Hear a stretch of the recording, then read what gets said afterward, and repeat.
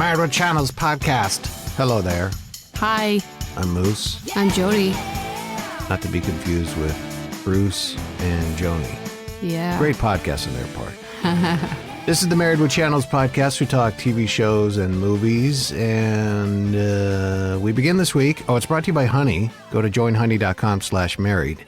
Yeah, go get that free plug-in, save money. We'll get to that in a second. We start this week with a docuseries. Docuseries. A documentary made into a series. Yeah. What's better, like a 2-hour documentary or the series? Oh, that's a tough call. I think it and depends. Does it matter? I think it depends on what it's about. You know? I kind of like the docuseries though, because you can take it in little bits at a time. Not that you can't pause a documentary, 2-hour long thing, but I don't know. I kind of like the series. I kind of lean more towards those. Yeah. Yeah. Okay. I don't know if it really matters, in my opinion. Yeah. Yeah.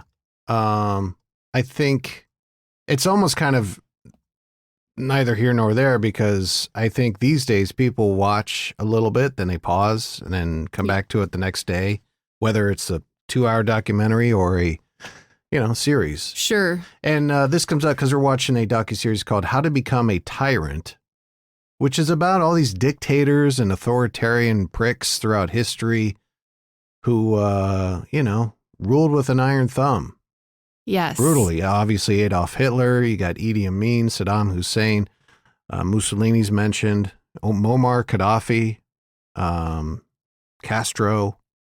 And it's pretty fascinating. We've gotten through the first couple episodes. It's narrated by Peter Dinklage.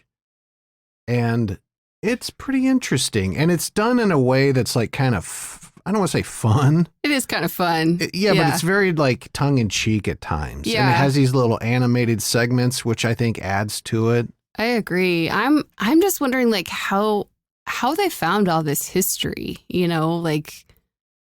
I don't know. I mean, I suppose it's probably out there by now about all of these dictators. People probably study them and interview people about them. But, there's like some insider stuff in there that I don't think I've ever heard before in all of the documentaries that I've watched or shows I've watched on the History Channel about these individuals. But yeah, like what? Well, what just exactly? like in this first episode, they talk about like, they all have like a false account of their birth, like how they were so special when they were born. And here's why. Yeah. And like, I don't know that I've ever really heard that information before. No, I heard that about Kim Il-sung. Okay. Whoever founded North Korea. Okay. That, their history books have like crazy shit, like, born on a star. Yes. Or, and Kim Jong-un, I think even was like, there's some crazy shit there. Yeah. And they have all sorts of like, every time he plays golf, he gets a hole-in-one every hole. Right. Wank, wank, wank. For sure. Yeah. But yeah, they all kind of build. It's interesting. They break it up into like, the different. It's literally like a playbook. Yes. On how to become a tyrant. Yeah. Crush your rivals. Branding, that sort of thing. Yeah. And they all follow suit with that. They all put their face on big billboards across buildings around their country. Sure.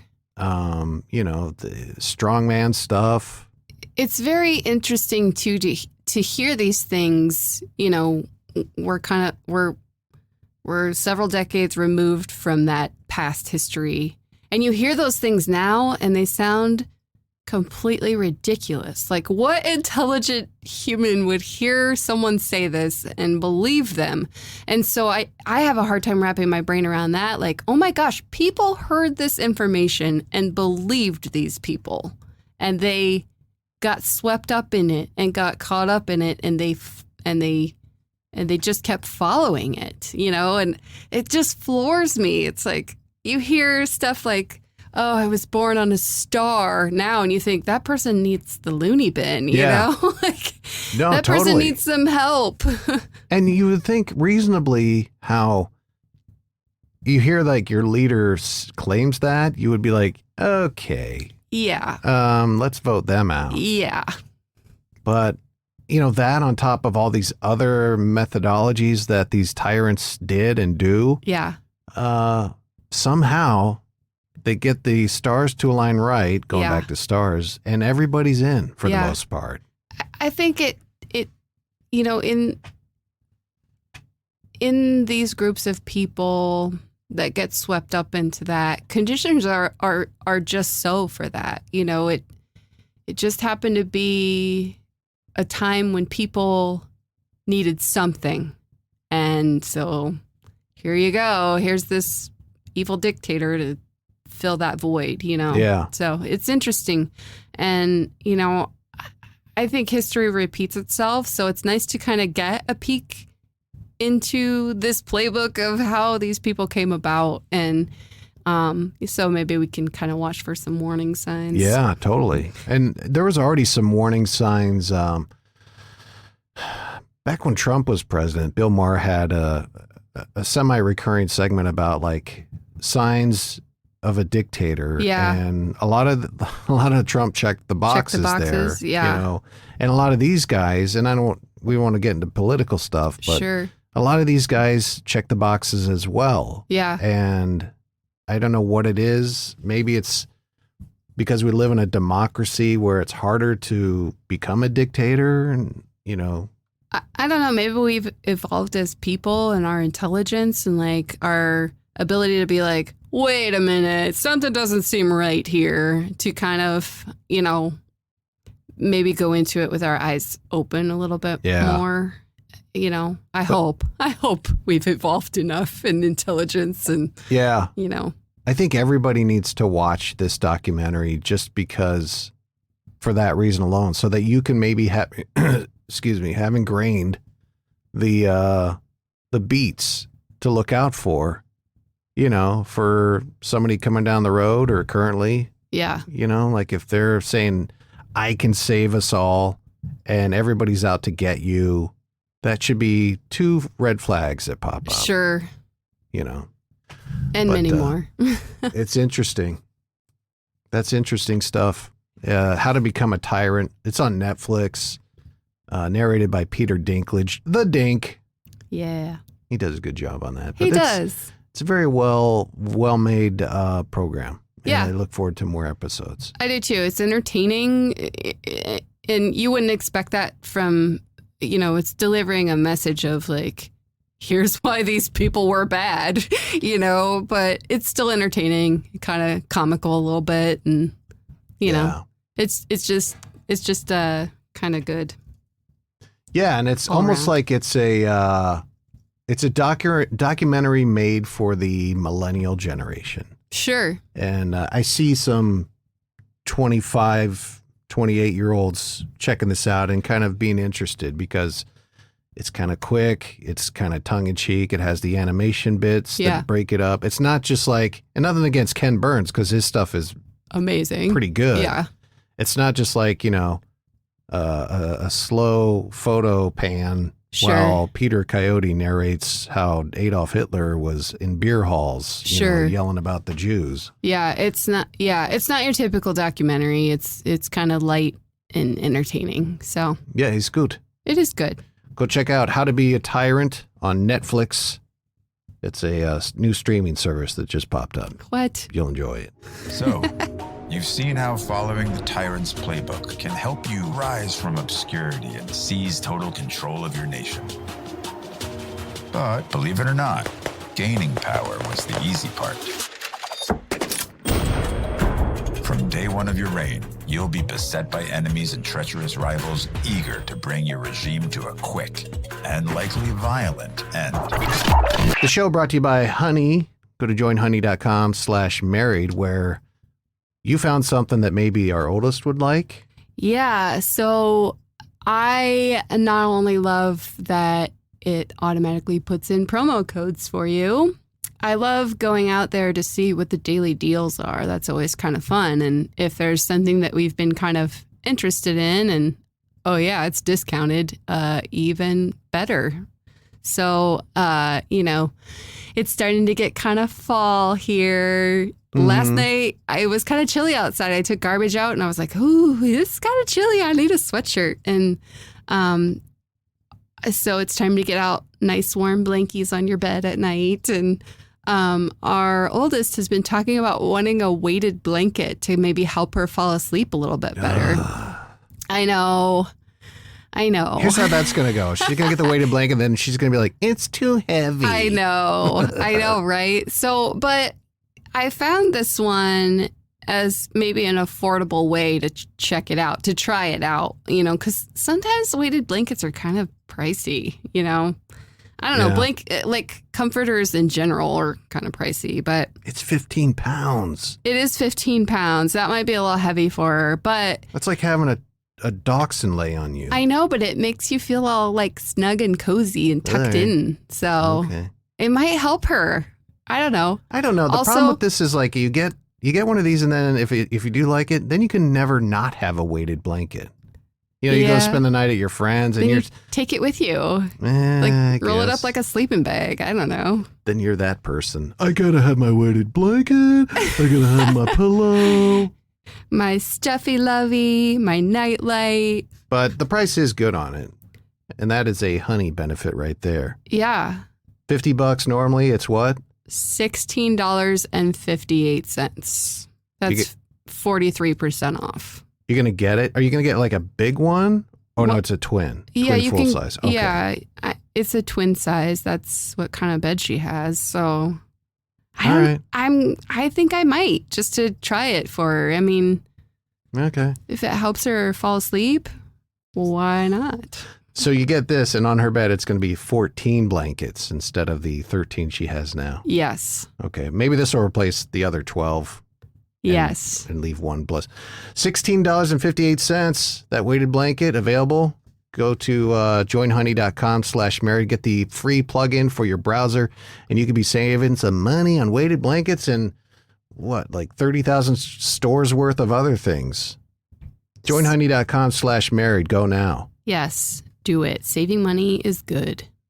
Do it or slap you. And finally, we touch on 9 Perfect Strangers, the Hulu show starring Nicole Kidman, Melissa McCarthy, Bobby Cannavale. I can't remember the girl's name. No, what's the girl from Scary Movie? I can't think of it. But you've got Michael Shannon in there.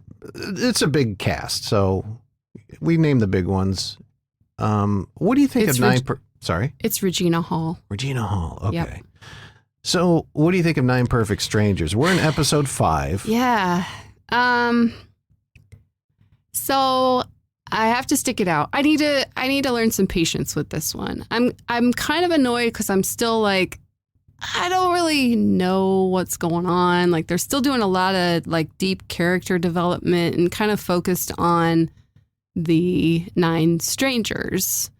But you got a lot of subplots going on here too. And I'm sure they'll wrap it up with a nice neat bow like usual, So I'm at the point, like that tipping point where it's like, I want to know what's going on, but I need to be patient because I'm sure it will pay off. I was getting kind of not bored with it, but I'm not engrossed with it. By episode 5, I should be kind of like, let's see what happens next. Yeah. I'm not there until the end of episode 5. And spoiler alert, the twin, whose twin brother killed himself. Yeah. She sees her brother. Yeah. And Nicole Kidman sees her dead twin brother and realizes she's the key. She says as much. Yeah, the key to what, though? She's the key. Well, that's the thing. Yeah. There's our cliffhanger. I know. Cut to credits. Yeah. So, like a doof, I'm interested now. Yeah. Okay, what's the key? Yeah. So that's interesting. They're probably going to string that out for another 4 episodes, 5, whatever the season's going to be. Sure. And but up until that point, I was very much like, okay, these are people at a get better thing. Yeah, wellness camp, spa, whatever you want to call it. Melissa McCarthy, Bobby Cannavale, kind of falling in love. Everybody's getting better. Yeah. They're getting along. Nobody's trying to strangle anybody. Yeah. Sex in the hot tub with the young married couple. Okay, whatever. Michael Shannon singing. Yeah. So I was just kind of flatline on it. Sure. It Where was now, kind now of there's a beep. right. It was kind of a few episodes of that. It was kind of chugging along where you just get more of the character stories, and they're at this, wellness center, and it was kind of pattern repeat there. And, every episode, they kind of focus on a few of the characters and kind of their stories. And, but yeah, I mean, and I don't know, some of it, like, here's another spoiler alert. Spoiler alert, people. The scene where Masha kisses Delilah. Yeah. It was kind of like, I saw that coming. I knew that was going to happen. But I'm still like, wait, what? What is happening here? And why is this relevant to the story? So I didn't see that coming. You didn't? But even then, I still wasn't really, that didn't make me go, oh, wow. Sure. It just fit kind of the vibe between all the staff there. Like, based on when they showed Delilah and Yao. Yeah. Together, and then he goes and humps Nicole Kidman. Yeah. At first I was like, oh, he's cheating on Delilah. But then I thought, okay, no, this is probably more of like an open thing. Sure. So after that point, it didn't strike me as, it wouldn't surprise me if any of the staff was humping anyone else in the staff. Sure. So that happened, and that didn't really do anything for me as far as like, oh, this is interesting. No. Even Delilah being bipolar and needing to take her mushroom extract. Sure. Didn't really get me really interested. Right. For me, it just added more threads to pull. It was like, wait, what? Mm-hmm. Why do we need to know this information? What is going on here? And I'm sure it will be answered, but I'm not even super interested in who's sending Masha the texts. Yeah, I'm not really invested in that storyline either. I'm more interested in what's going to happen to the patients, the people, Yeah, and they're trying to build some more backstory with Nicole Kidman's character, the texts, a couple flashbacks. Yeah. But I don't think it's really paying off. I don't think it's really that interesting. Sure. Like you said, I think more interest is in the patients and where those are going to go. Yeah. Where their therapy's going to go, is somebody else going to kill somebody? Not that that's really, I'm expecting that, but I just don't care about the Masha backstory so much. Sure. I get it. They're probably doing that to help build towards who's sending the text messages. Yeah. My guess is one of the patients. Yeah. One of the former was clients. Involved. Yeah. Connected to the guy who shot her in the parking garage and holds a grudge, whatever. I don't know, because they keep flashing to her doing CPR in that one room where they all kind of collect together. Mm-hmm. Like a former patient. Yeah, I'm thinking it's maybe someone from a former group. I think that's maybe a red herring. Yeah. Yeah, I think that's to make you feel like, okay, that guy's sister is, I don't know. Yeah, I don't know. I mean... It's just kind of, there's almost too many things going on for me. I need them to kind of start moving some of those storylines in the right direction instead of kind of staying afloat here with them. Yeah, and Lars sneaking the phone to go call, I'm assuming, an editor at the publication he's doing the investigative piece on. Yeah. They haven't really done much with that. No, but that keeps happening. Like, okay, we saw that already, I don't know. Yeah, like I said, the only thing that's really kind of like, okay, the Nicole Kidman seeing Zoe Marconi see her dead brother. Yeah. And saying she's the key. Okay, so now I'm thinking, are they doing like some sort of like talk to the dead? That's where they're going with this. Right, like they're going to have a seance next. Yeah, because Masha mentioned how like, we're going to change things. This is going to be huge or something. So are you trying to resurrect the dead or like actually have physical contact with the dead or? I think she's trying, and that's what I was trying to figure out too. Like, are you doing some sort of scientific research on how the magic mushrooms can connect you to the dead? Like, that's where my mind kind of went. Like, she's trying to do some breakthrough scientific healing research of some sort. Right. A little unorthodox, but, We'll see. Yeah. So, We shall I don't know. see. I'm in it because I'm 5 episodes in. Yeah. No, But I need it to move, I think, a bit. yeah, like Yeah. you, I'm in it 5 episodes. Okay, we'll see this through. Yeah. Maybe another 3-4 episodes. Fine. But it's not anything that's just like making my heart pound because it's coming on. We're going Sure. to watch it. Sure. No. And I don't know. Also, like the characters' hallucinations are interesting because I can't tell if they're real or not until they're kind of done. You know what I mean? Like Melissa McCarthy's character gets a visitor. Oh, yeah, yeah. And I couldn't tell if that was for real or not until the scene was over. And it was like, oh, well, she was Yeah. hallucinating that. Okay. No, the writers did their job on that. Yeah. So, sometimes some of that gets a little like, wait, what? Did that really happen or the not? what? Yeah. But All right. I don't know. I'll stick it out. Yeah, sure. Yeah. 9 Perfect Strangers. Yeah.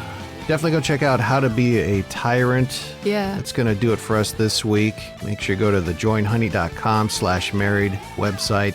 Download the free Honey app. It helps us out. You get savings. It's a win-win for everybody. Absolutely. That'll do it for us. Make sure you give us a review on your podcast provider. Married with Channels is the podcast. On Twitter @MarriedWChans. And that's going to do it, Jody. Share, tell your friends. Share and tell your friends. Until next time, I'm Moose. And I'm Jody. We'll see you later. Bye.